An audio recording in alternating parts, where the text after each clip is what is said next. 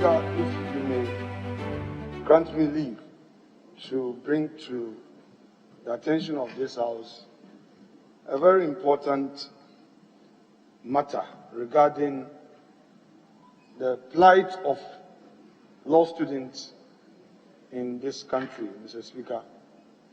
Mr. Speaker, not long ago, graduates of LLB had written entrance exam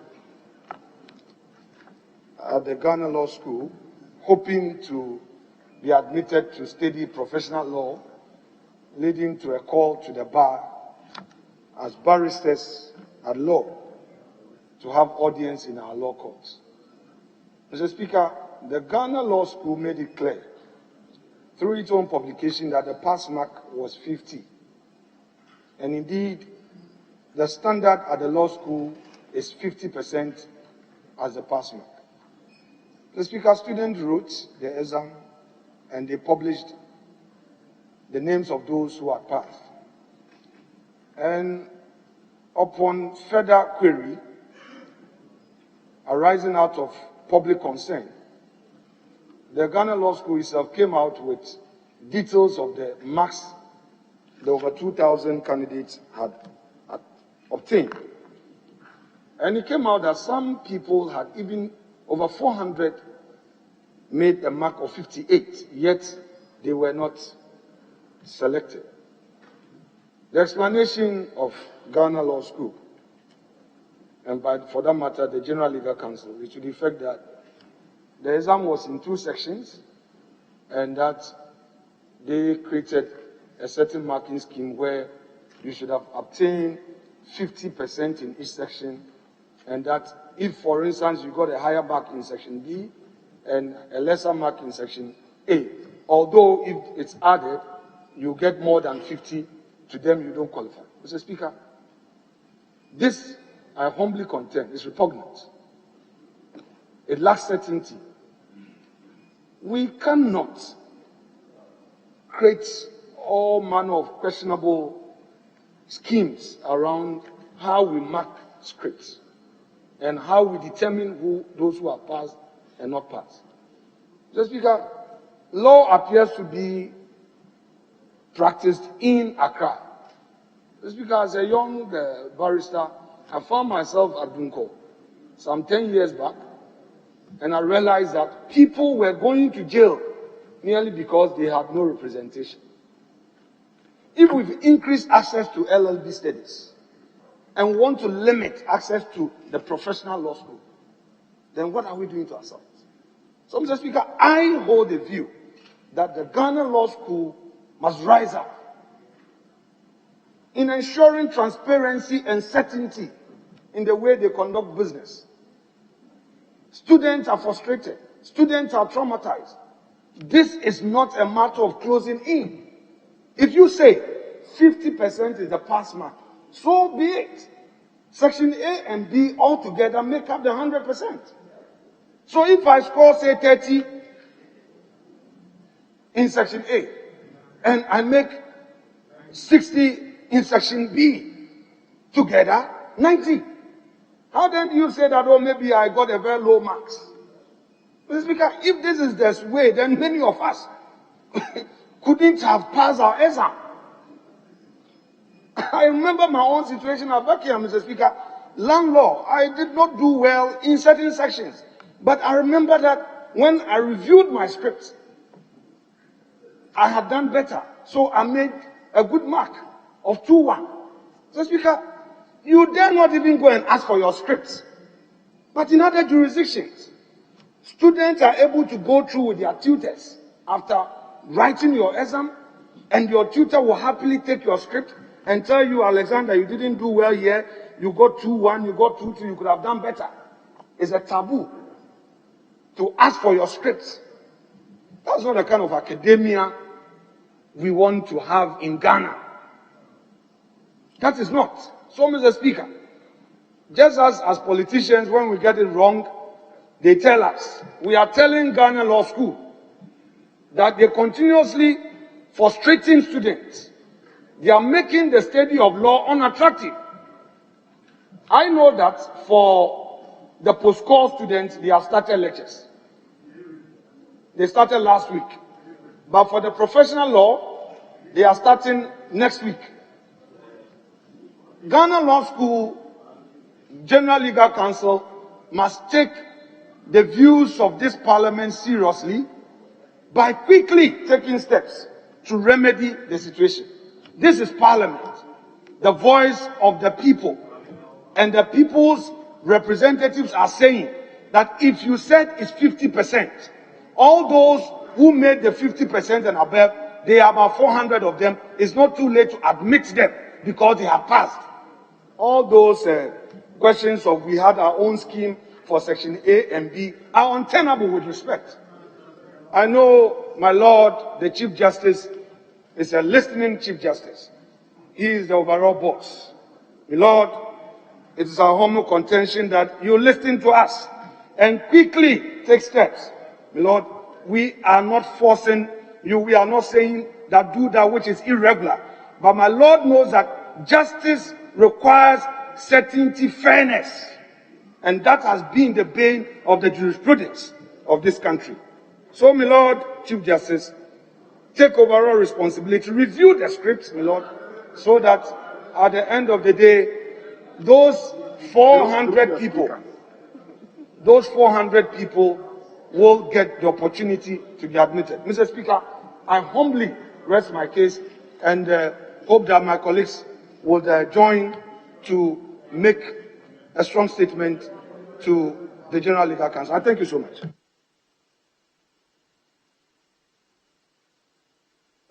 No, because it's the leader that raised it.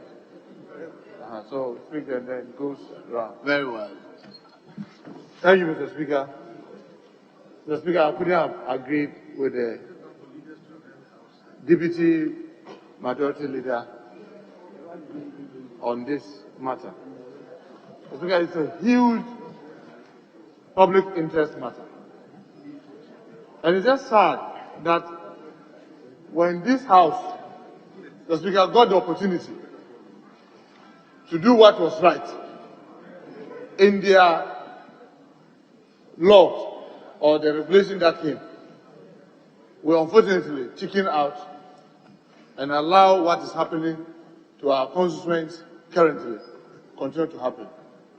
Mr. Speaker, I know that there are a lot of institutions in this country that are very conservative. But you see, with the kind of problems that we have as a country, you cannot keep a conservative position and expect to make progress. This idea, with the greater respect to the former Chief Justice, we won't open up for anybody to become a lawyer. Who is anybody? Every Ghanaian matter, just as your son and daughters. It is not the sons of lawyers and doctors or politicians or the influential that have the only right to be able to have access to any profession in this country. And Mr. Speaker, I always have contended on this floor time and time again. In my view, with the humble respect, Mr. Speaker, you are a lawyer. Training a doctor is more critical than training a lawyer. Because when the person leaves as a doctor, he deals with knives and lives directly. Well, on the table, by just one stroke of a mistake, he will kill a human being. Even that, they find a way to go around it to train more annually in this country. We currently have University of Cape Coast training medical students. We have KNUST training medical students. We have University of Ghana training medical students. We have UDS training medical students. We now even have a private university, the Holy Family, training medical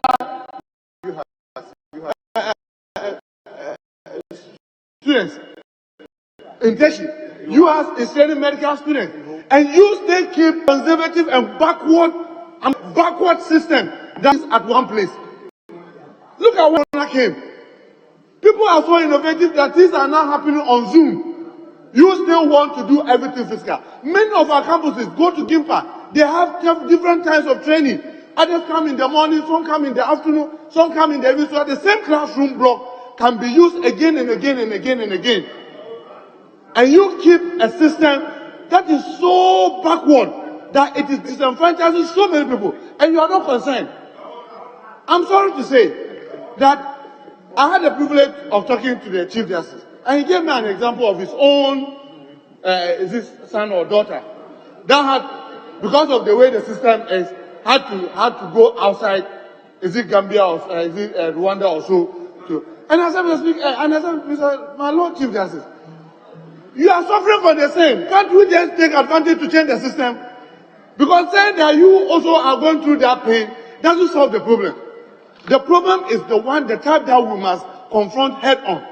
Mr. Speaker, I mean, it is said in Akan that if you give a child a load, telling him or her that, oh, when we get to the clerk at table's place, I'll offload, I'll relieve you. And then you get there and say, oh, let's just add a short distance. The child becomes frustrated. You have set your benchmark saying that Passmark is 50. People score more than 50. Now you are bringing other technicalities to justify why, even though you have gotten 58, you can still not go. Meaning, someone could have gotten 51, but because based on this explanation, he will be going and you have 60, and because of that explanation, you cannot go through. This is a very unfair system. And the least this House could do, in my view, is to interrogate this matter. Sometimes it's painful that each time we get the opportunity to investigate or to probe a matter, we go and we take entrenched partisan position and we mess it up. But this is an opportunity for us as a House, as the representative of the people, to call for a probe into this so that we'll be able to give clear instructions. This is not about the judiciary. This is about a law school. This is about a law school. It's not about the judiciary. Where someone will say maybe this is a different arm of government. It is about the law school. And the law school, I believe, if you take the Constitution, you take our standing orders, we have every right as a representative of the people to be able to probe this and give them directive. Because we found it. We found it. Let's give them directive. Once someone has gotten 50 plus, the person must be admitted. You set that rule. So you cannot be changing the goalposts. They must come out with a more innovative way of educating our lawyers, including, I mean, look at KNUST. Many other campuses are doing distance learning. You are insisting that people must be physically in the classroom before you can do this. With the greatest respect, I know you call yourself learners. I don't see anything extraordinary about learning to become a lawyer. I don't see it. It's not more difficult than becoming an engineer. It's not more difficult than becoming an accountant. It's not more difficult than becoming a pharmacist. It's not more difficult than becoming a teacher. And the time for them to wake up to the realization that this challenge, if we are not careful, could derail our democracy. Because if you see the number of individuals that are so frustrated and had to resort to the street, I don't know what signals we and the national security and all of us are picking that these things could not derail our democracy. It can. And when you have a system where people feel unfairly treated, it is very hurting. It is very hurting. If there's a balance and a fair ground and you are disqualified or you are not taken in, you take consolation that, oh, let me work harder. How can you now create a monster, just a barrier to prevent legitimate Ghanaians from accessing legal education? Mr. Speaker, I want to agree with the Deputy Majority Leader, but just to add, Mr. Speaker, we'll be grateful if you give a directive for at least, even if we cannot set up a small committee to do this, I will be happy that you refer this to maybe the Constitutional and Legal Committee or a joint committee of subsidiary and Constitutional and Legal, so that they can go into this and be able, so this House will be able to direct the Ghana Law School as to what to do. If they don't know what to do, we can tell them that they must go and admit everybody who has passed before admission, before the next academic year starts. With this comment, Mr. Speaker, I hope that at least for once, this House, we can stand together and forget about which side you are, because this is something that is affecting all our constituents, regardless of which constituency they are coming from. It's affecting all of us. I thank you very much, Mr. Speaker, for the opportunity. Yes, quite so. Mr. Speaker, I thank you for the opportunity to add my voice to the observation made by Deputy Majority Leader, the Able One. Mr. Speaker, I remember when I was heading the National Accreditation Board, it was last year at the University of Ghana that was established in 1948 to obtain accreditation to run PhD in law. The same day, KN University also received accreditation to run PhD in law. No wonder we don't have enough qualified lecturers to teach law at the graduate schools in Ghana. And I think the time has come for the General Legal Council to sit up and be progressive regarding law education in the country. Mr. Speaker, the General Legal Council was established in 1958, and let's ask ourselves, how many lawyers have we been able to produce over the years in the country? I don't even think the number will go beyond 10,000. And I think that it is an indictment on the institution. Which is better, to train more lawyers or to restrict the training of lawyers? I think that if you're able to train more lawyers, then we are thinking about a progressive and productive society. The idea of restricting the number of lawyers in the country, I think that it is retrogressive. And the time has come for us to let the General Legal Council understand that they must help us in this day and age to ensure that we have more lawyers in abundance. And that is, I think, the way we have to go. The same thing applies to the medical profession. The mentality of the restrictions, Mr. Speaker, in my candid opinion, is so bad, and it will not inure to the benefit of the society. We must move on. Students or candidates who have an examination and only 12 of them pass. It questions the integrity and the robustness of the system. Every system must be progressive. We need to let them know that we must make progress. It pains my heart. And, Mr. Speaker, when students are not able to pass, it affects their psychological well-being. They become so incapacitated. In most cases, it is not even their fault. Mr. Speaker, with these few words, I'll be happy if this House can have a mechanism of engaging the General Legal Council for them to come to a certain determination in terms of promoting legal education in this country. We need that. If every Ghanaian has background knowledge in law, I think that it will help our society to be run well and effectively. On that score, I want to thank you for the opportunity, and I hope that from next academic year, from this academic year, we are going to see a dramatic change or shift in terms of legal education, admission, and the pass rate in this country. Thank you for the opportunity. Thank you, Mr. Speaker. Mr. Speaker, I associate myself with the statement made by the Deputy Majority Leader.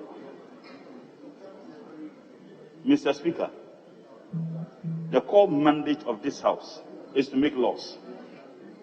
How many of us in this House are lawyers? The responsibility of the legislature is to make laws. That is our core mandate. We represent the ordinary Ghanaian. So by extension, the laws we make in this House are laws that are made by the people we represent, most of whom are not lawyers. This attempt to regulate the number of lawyers produced in this country is absolutely unacceptable. Produce more lawyers, and the good ones will stand out. There is no profession in this country that is more important than other professions. Law is as important as teaching. Law is as important as being a nurse. Law is as important as economics, engineering, psychology, philosophy. Every single profession in this country is important. Now, the most important aspects of academia is sincerity, honesty, and transparency.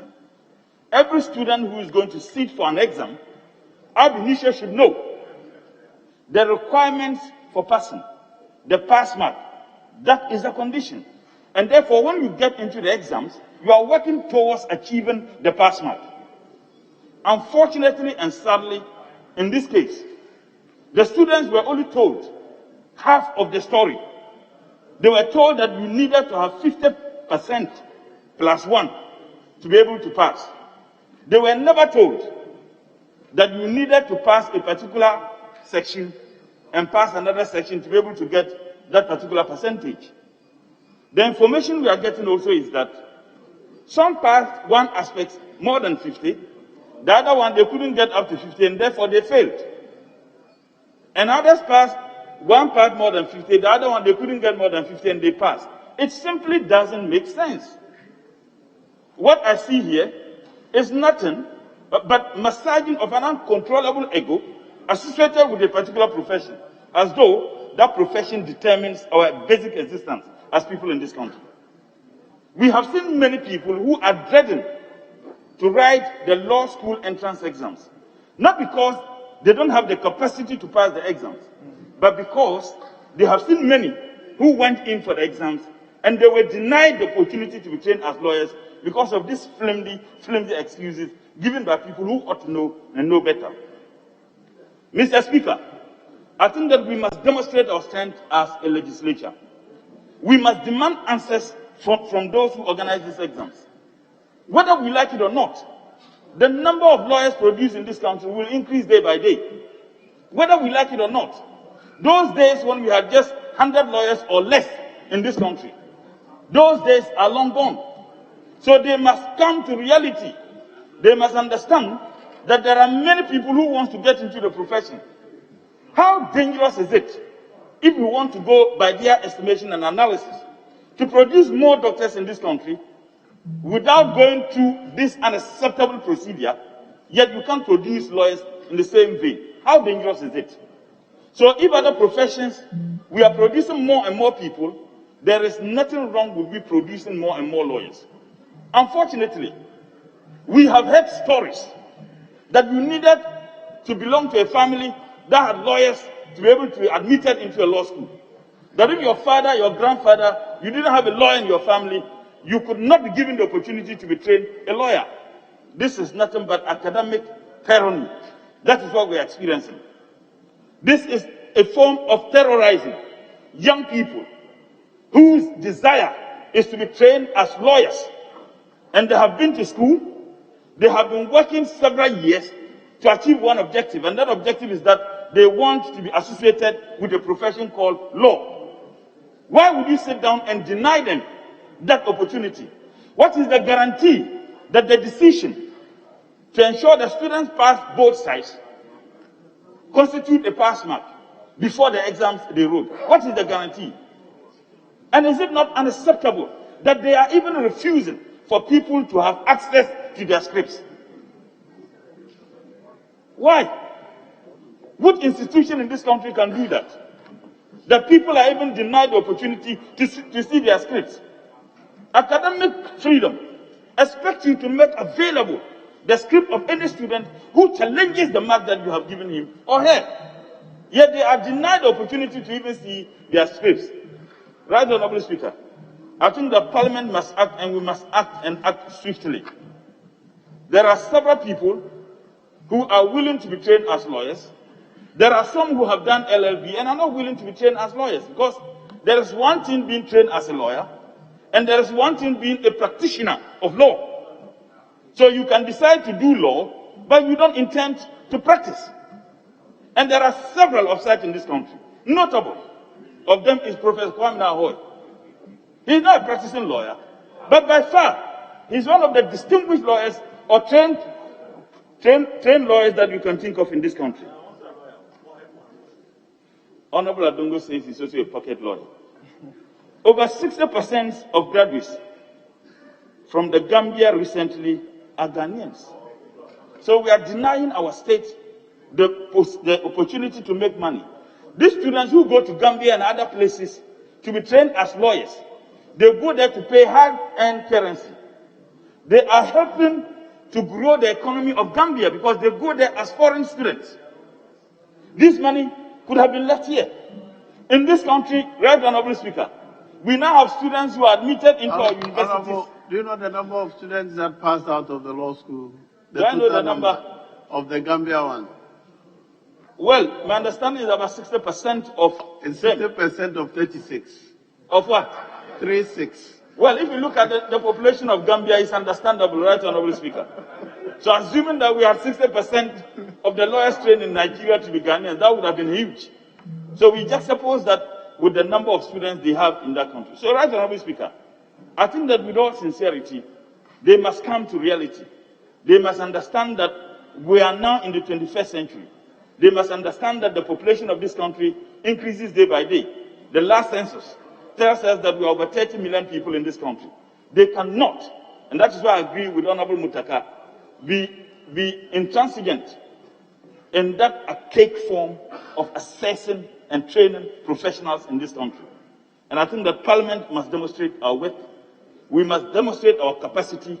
And I would propose that they should be called to appear before this House or a committee and the Parliament to answer questions why they have unjustifiably denied students the opportunity to be trained as lawyers. And in conclusion, Right Honorable Speaker, there have been a series of allegations leveled against the institution. As to whether those allegations are true or not is another matter. I think it ought to be investigated. Thank you very much for the opportunity. Yes. Thank you, Mr. Speaker. Mr. Speaker, I want to add my voice to the appeal by the Deputy Majority Leader in this very, very important subject matter. Mr. Speaker, if you go to the 5 northern regions, we have very few lawyers. And as a result of that, a lot of the citizens in those regions do not get access to justice. And this is because of the inadequate lawyers we have across the country.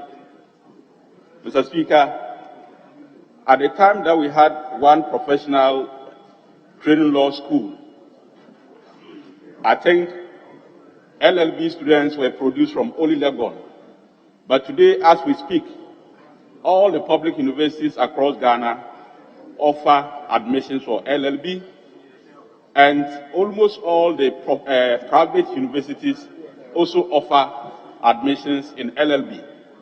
So the number of LLB students that are produced annually are enormous. And so there is a need for us to create the opportunity for more LLB students or LLB graduates to get access to professional law schools. So I also add my voice in appealing to the General Legal Counsel so that if for anything at all, the government-funded universities, apart from Legon, University for Development Studies, KUST, Cape Coast, Winneba, all the government-funded universities that offer LLB can also run professional law program so that we can open up the opportunity for more students graduating with LLB to get access to professional law program. Like I stated earlier, because of the absence of lawyers, people who get cases and go to the court do not have access to legal services. And the few lawyers that are there, it ends up, they spend so much in trying to get legal services. For instance, if you go to my constituency where we have a magistrate court, if you have to get a lawyer, the person must be coming from either WA or from Bolga. And that means that the person's transport cost or the lawyer's transport cost will have to be borne by the person who is seeking the service. And that increases the cost of legal services by the ordinary Ghanaian. So it is important that the General Legal Counsel takes appropriate steps in making sure that we have more professional law institutions so that access can be increased to enable more Ghanaians become lawyers. It's also important, the point Honorable Mutala made, that we have our own people seeking admission in other countries because they cannot get access in Ghana. And when they get those admissions, they pay a foreign currency.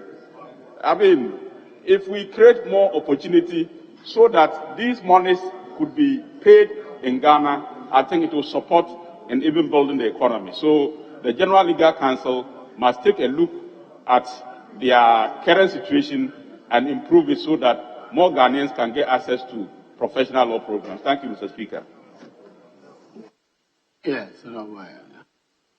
Thank you very much, Mr. Speaker, for the opportunity to comment on the statement with your special leave made by the Deputy Majority Leader. Mr. Speaker, I think the issue of the problems of the law school has been here several times, and we have debated the issues severally.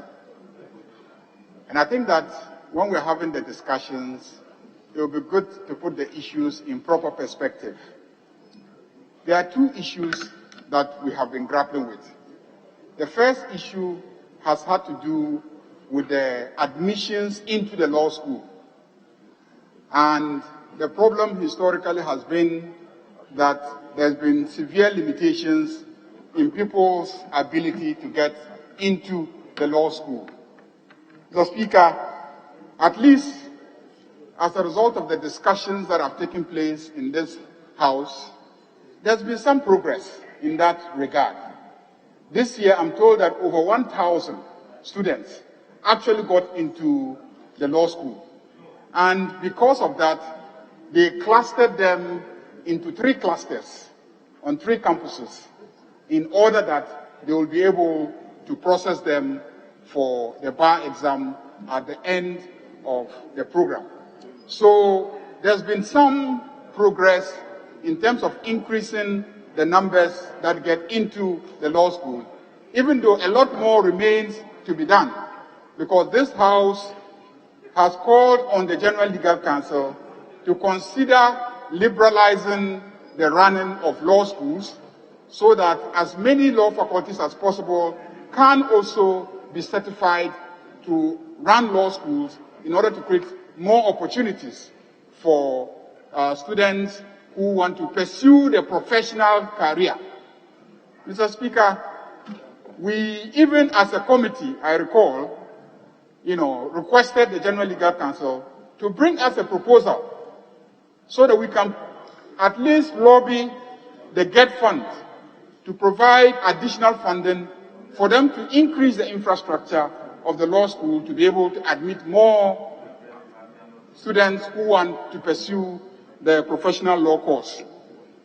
The second issue now is the question of being called to the bar. How many people should be called to the bar annually? So, Speaker, if you recall your own days, and many people don't know this history, that not too long ago, in this Republic of Ghana, every year, the number of people who could leave University of Ghana and go to law school were only 60. That is how Mr. Speaker got into law school. The whole of Ghana, every year, only 60 students. And in fact, not all the 60 students were LLB students. In fact, only 40 were LLB students. Not too long ago, I am a product of that system, where the whole of Ghana, only 100 students were admitted into the University of Ghana law faculty to study law, the whole of Ghana. Just imagine all the secondary schools in Ghana. And of all the products of the secondary schools, only 100 students were admitted into the faculty of law and offered the law program. And at the end of first year university, only 40 of the 100 will be passed as LLB students who will automatically be able to get into the law school, and then an additional 20 BA students who could also go and then pursue the professional course. So only 60 every year, 60. Not too long ago when we were students, my senior, Dominic Aine, is here. I don't know who else in this, who were products of that system. Today, I'm told that this year alone, 260 something were called to the bar this year alone. So there again, there's been some progress. I think the issue before us today is not necessarily about how many people are being called to the bar. The issue is transparency and fairness in determining the rules of the game. When we were students, we were told that only 60 of you will go to the law school. So we knew. So it wasn't a question of whether or not you passed. The question of whether when they finally put the results together, you are among the first 40. So they will count 1, 2, 3, 4, up to 40, and then they will draw a line. And all of you will go as LLB students. You could get 70% and still not make it into the category of 40. And we understood because the rules were clear. You could get 80% and still not make it because the rules were clear. So for the law school to tell students that the pass mark is 50%, and then students get above 50%, then you come and tell them that, there is a section that you must get above 15%, another section. I mean, that is clumsy. And that doesn't speak well of an institution such as the law school. So if parliamentarians are angry, and if we are making the statements that we are making here, it's not because we want to regulate how many people get into the legal profession, but the basic principle is that the rules must be clear for citizens so that they know what the standard is and what the test standard is. And then when they go into the exam, they know that I'm aiming to be among the first 200. But if you tell them they aim to get 50% and he gets 58%, and then you say no, even though you got 58%, you still don't qualify, it is most unfair. And that is why I support the call of Honorable Muntaka that Mr. Speaker should refer this matter to an appropriate committee so that we look into it and ask the Parliament to issue directives to the law school, because you can't run such an unfair system. So, Mr. Speaker, I support the statements made by colleagues. I think that is not a matter that should end here. This is not what we teach in law school. We don't teach the principle that you should run opaque systems. You should run open, transparent systems. And if you recall our studies on the rule of law, the thing about rule of law is predictability and openness of the law. It must be predictable. This is not a predictable rule, and we should not endorse it, and it cannot stand. And the law school should not be allowed to get away with it this time. I recall when they brought their legislation here, I stood for the law school. I defended the law school against all sorts of attacks. But when they are wrong, I will also point it out that they are wrong. And we must not allow their wrongdoing to stand. We must reverse it. All those who pass must be given the opportunity, so that if they want to make new rules next year, they should make them, and they should let all the students who are going to write the exams know those new rules so that they can plan accordingly. Thank you very much, Mr. Speaker. Honourable members, I think we are saying the same things, but we want a solution. Right. So far, I've heard we should make orders, but I want us to answer. The real issue is the law Passmark as advertised by the law school before the exam was clear, 50%. In that advert, there was no such thing as you must get 25 or more here and 25 or more here. So can the law school, after the exam, introduce a variation to the rule? That is the issue we must deal with. And then the law school is a creation of Parliament. It's a legislative body. So what can Parliament do? That's what I want us to focus on now. Very clearly, we are not satisfied with this introduction of a new rule after the exam. Clearly, we see this as wrong. But what can we do? That's what I want to be addressed on. We set up a committee for what? What do we want them to do? Can we direct the law school as to what to do? I want us to investigate that, because that is the solution.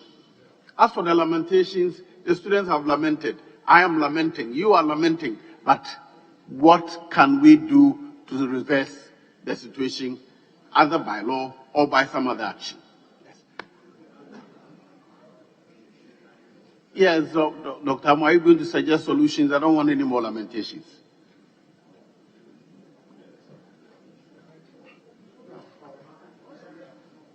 Yes, Honorable Ahmed, Deputy Leader. Yeah, thank you, Mr. Speaker. Mr. Speaker, that is why I was always itching to rise, to catch your eye. Mr. Speaker, on matters like this, per the Constitution, Mr. Speaker, we are a lawmaking body representing the 31 million Ghanaians. One of our functions is that, Mr. Speaker, we are not just representatives, but Parliament is a forum for ventilation of grievances. But, Mr. Speaker, this is a matter that affects the very people who voted for us to come here. Like you have rightly put it, Mr. Speaker, law is to regulate the behavior of people, to prevent dictatorship or anarchy. Mr. Speaker, a law or a rule was set that this is the pass mark. Once you get this, you are going to be admitted. Our electors or the people we represent accepted this rule, went through the process, Mr. Speaker, and passed. Mr. Speaker, when I came here in 2009, you and I, if Mr. Speaker will recollect, we resolved to help the judiciary and the judicial service. We resolved to help the legal profession. And Mr. Speaker, it was on that note we taught most of the court buildings in this country. Mr. Speaker, we did not only lament. When we came back, Parliament resolved through the Judiciary Committee that we must transform the court buildings in this country and we must improve upon the budget of the judiciary and the judicial service. Mr. Speaker, I recollect at that time, the then president of the country gave the judiciary a budget of 28 million Ghana cedis. Mr. Speaker, the Judiciary Committee led by Papa Osei, we resolved that no, the president had no power to cut down the budget of the judiciary, except the development budget. We moved it to 59. Beyond that, we resolved that the president should go for a loan because the nature of our court buildings were not good, and that we must build an appropriate court building for the judiciary in this country. That gave birth to the 74 million United States dollars loan that we took from the Fidelity Bank to build up the 34 courtrooms in Tema Station. Not only that, Mr. Speaker, we made it clear to the president that we must improve upon our legal profession. So this house is not attacking the judiciary. This house is not doing anything untoward towards the legal profession. We've been helping them and we are ready to help them. Mr. Speaker, in the 7th Parliament again, this house resolved that a portion of the District Assembly Common Fund must be used to provide court infrastructure nationwide. So, Mr. Speaker, if you go to Bunkrugu, there's court. Timpani, there's court. Yendi, there's court. Bolga, there's court. Which lawyers are going to practice in these court buildings? Mr. Speaker, beside that, only last year, we were in Kumasi building an estate for the Court of Appeal, a number of housing through the District Assembly Common Fund. If you are doing all this, we are improving your facilities for you. We are improving your structures. We are improving your budget. Who are we doing all this for? So, Honorable Leader, now please, let's go to what we can do now. on that note, Mr. Speaker, I want this House to resolve or to pass a resolution that the General Legal Council must respect its own rule that was set, and that is the 50% pass mark. And all the 490-something students who cross the 50% pass mark must be admitted into the law school to pursue their legal Mr. Speaker, and I should have come by a motion, and I want to pass, because since they are not respondent, I want to pass the motion here that this House therefore resolve that all those who pass the pass mark of the law exams that were set for the examination that was set in this 2021, who passed the pass mark, be admitted to pursue their law school. Mr. Speaker, I so move. Let's properly formulate the motion. Whereas the Ghana School of Law advertised the rules for the entrance examination, and whereas it is wrong to change the rules after the exam. Now, therefore, this House resolves that every one of the students who obtained the 50% pass mark is eligible and must be admitted to the Ghana Law School. This one. Mr. Speaker, Yes, Leader. Mr. Speaker, you will live long. Mr. Speaker, you will live long. It's done. It's done. It's done. The resolution has been. Let it out. Now this is the motion I want the House to debate Mr. Speaker, and take a Mr. decision Speaker, on. Yeah. I proceed with your guidance. Mr. Speaker, so for the records, whereas the Ghana Law School sets a pass mark of 50% and advertised same prior to the writing of the 2021-2022 professional law entrance exam, and whereas candidates relied on same for the purpose of writing the said exam,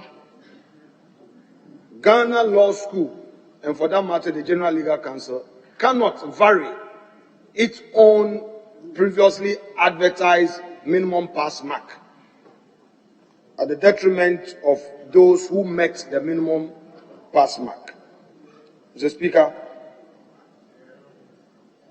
I therefore move that this House resolve to direct Ghana Law School, and for that matter the General Legal Council, to offer admission forthwith to all those who obtained the minimum pass mark in this 2021-2022 academic year, to enable them pursue their professional law program.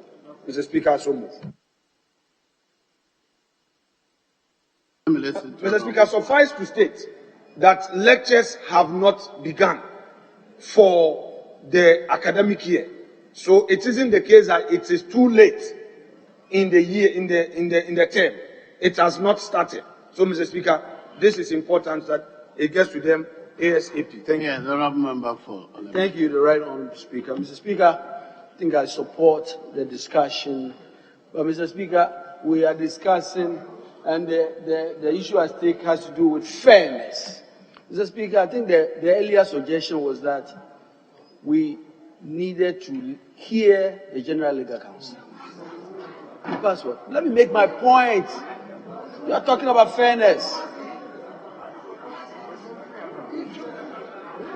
Let me make my point. Mr. Speaker, my view is that, I think a point was made earlier, that the appropriate committee should have invited the General Legal Council and hear them, the circumstance and the facts.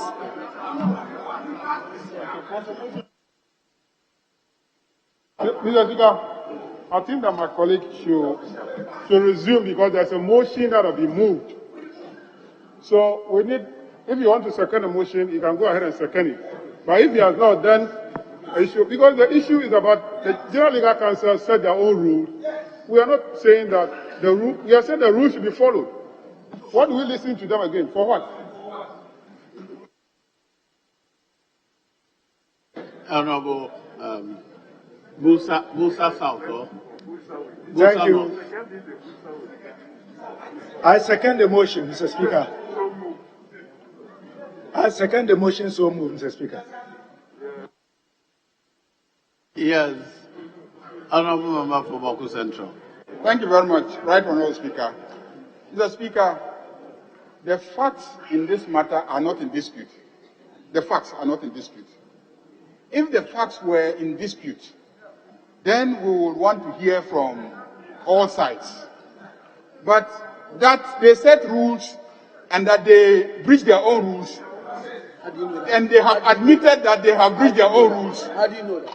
It's not in dispute. So, Mr. Speaker, to set up a committee and to invite them to come and tell us what they have already publicly admitted will only be a waste of time. What I would rather add is that this House should commit to additional appropriation to the law school to be able to take care of the additional numbers when they so determine the numbers.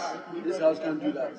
Mr. Speaker, no, we will commit that in the appropriations that is coming, we will assist them to be able to take care of it. So, Mr. Speaker, that is something to encourage and to show our commitment to the implementation of our directive. So there's no need for committee. The motion is supported, and Mr. Speaker, I think we can put it to a vote, and I'm sure that this House will resoundingly support the motion and the directives communicated to the law school, and I believe that that is the best and swiftest way to do justice to the students. Thank you very much, Mr. Speaker. At the conclusion of the debate, the question is, all in favor of the motion, say aye. Aye. All against the motion, say no. The ayes have it. The motion is adopted. The Ghana General Legal Council is hereby directed to proceed and admit all the students who pass in accordance with the advertised rules of the examination. Thank you.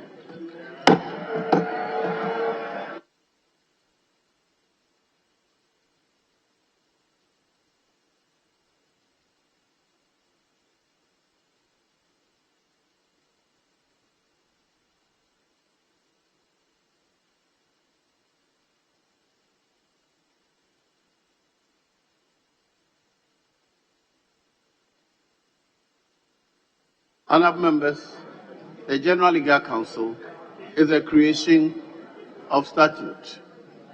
Under the General Legal Council Act, the Attorney General is the minister responsible, and the law says that he may give general directions. I hereby direct that the Attorney General shall ensure that this resolution is carried through. Thank you.